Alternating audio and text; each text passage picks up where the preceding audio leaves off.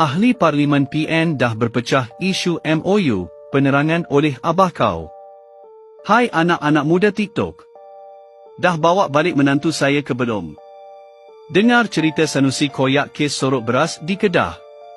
Hahaha. Hari ini, Ahli Parlimen Bersatu dan Ahli Parlimen PAS sudah berpecah. Hai macam mana boleh jadi macam tu? Kepimpinan abah kau sudah mula dipertikaikan oleh Ahli Parlimen Bersatu dan PAS. Hari ini kita dikejutkan dengan berita YB Datuk Iskandar Zulkarnain Abdul Khalid, Ahli Parlimen Kuala Kangsar dari Parti Bersatu telah mengumumkan sokongannya terhadap Perdana Menteri, Datuk Seri Anwar Ibrahim, dengan menyatakan bahawa tindakan ini bertujuan untuk membantu meringankan beban yang dihadapi oleh penduduknya akibat kenaikan kos sara hidup. Bukti lain, Presiden PAS Hadi Awang sudah mula menjaja Mahathir ke hulu ke hilir sebagai pemimpin de facto untuk Perikatan Nasional. Tak cukup dengan itu, spekulasi Mahathir akan diberi laluan oleh PAS untuk bertanding di PRK Kemaman juga adalah strategi PAS untuk menaikkan Mahathir semula sebagai Perdana Menteri setelah perancangan abah kau untuk tebuk atap kerajaan perpaduan gagal. Janji bulan 8 hari tu, PAS pun mudah tertipu dengan janji bodoh ni. Jangan terkejut dengan idea bodoh PAS ini. PAS memang dari dulu lagi kita dah tahu bodoh. Maka saya bongkarkan siapa dalang di sebalik rancangan bodoh ni tak lain tak bukan Samsuri MB Terengganu yang menjadi penghasut utama kepada Hadi Awang untuk menaikkan semula Mahathir kerana menurut Samsuri hanya Mahathir saja dapat menarik sokongan dari Ahli Parlimen GPS dan GRS. Itu sebabnya Samsuri menggerakkan inisiatif SG4 untuk memajukan negeri-negeri mundur PAS dengan bantuan Mahathir. Ini adalah lawak bodoh kerana Mahathir juga merupakan punca negeri-negeri PAS itu mundur dulu selama 22 tahun.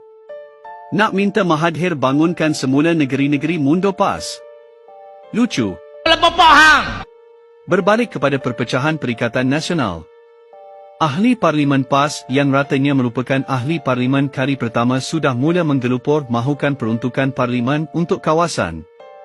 Sebab tu ketereh menggelupur minta duit sedekah orang mati.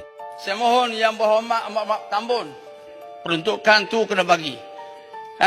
Saya pergi melawat orang mati pun, satu hari mati 5 ke 7 orang. Penduduk kawasan saya 300,000 lebih. Saya kena bagi sedekah. Guna duit saya sendiri. Mereka dah tak peduli mengenai strategi politik yang cuba digerakkan oleh pimpinan PAS. Bagi mereka lebih baik tanda tangan MOU dengan pihak kerajaan perpaduan asalkan mereka dapat beri hikmat kepada rakyat kawasan mereka. Ada berita baru dari Parlimen Kuala Kangsar. MP Datuk Iskandar Zulkarnain Abdul Khalid dari Bersatu turut menyatakan keputusan untuk menyokong inisiatif kerajaan yang memberi keutamaan kepada kesejahteraan rakyat sebab tidak mahu lagi dapat melihat kawasan pilihannya ditinggalkan dan diabaikan hanya kerana perbezaan politik. Sudah macam mana tu ya? Apa nasib beliau dalam parti nanti? Ya, mereka tak sanggup mahu terus menjadi pasu bunga di kawasan mereka sendiri. Rakyat kawasan dah mula menyesal undi pemimpin PN yang ternyata hampir.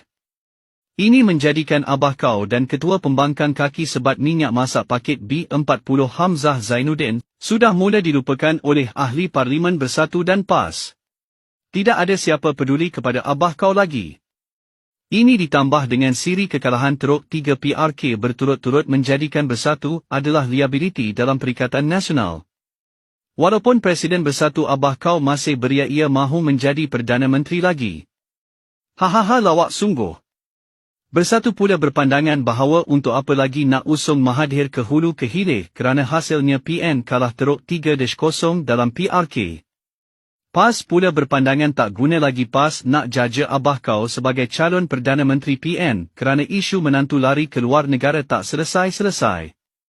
Ketua Pembangkang Hamzah Zainuddin apatah lagi, terpalit dengan pelbagai skandal rembat subsidi minyak masak paket B40.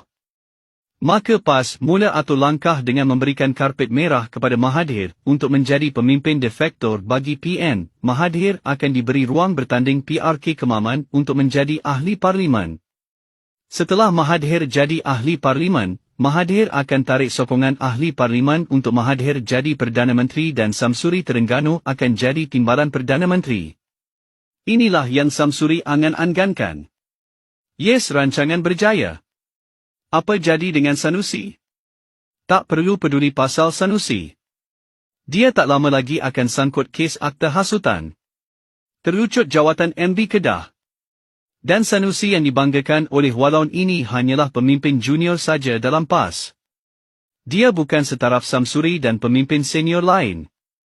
Dia ni masih dipandang sebagai budak arwah Ustaz Azizan saja. Tak pelah. Walaun bukan faham pun politik dalaman PAS yang cukup licik ni. Elok kamu semua main TikTok saja. Kesimpulannya, Perikatan Nasional bakal berpecah teruk dan akan mula hilang sokongan rakyat menjelang PRU 16 kerana ahli parlimen dan adun mereka memang sampah tak reti buat kerja untuk bantu rakyat. Okeylah, saya berambus dulu. Sekian.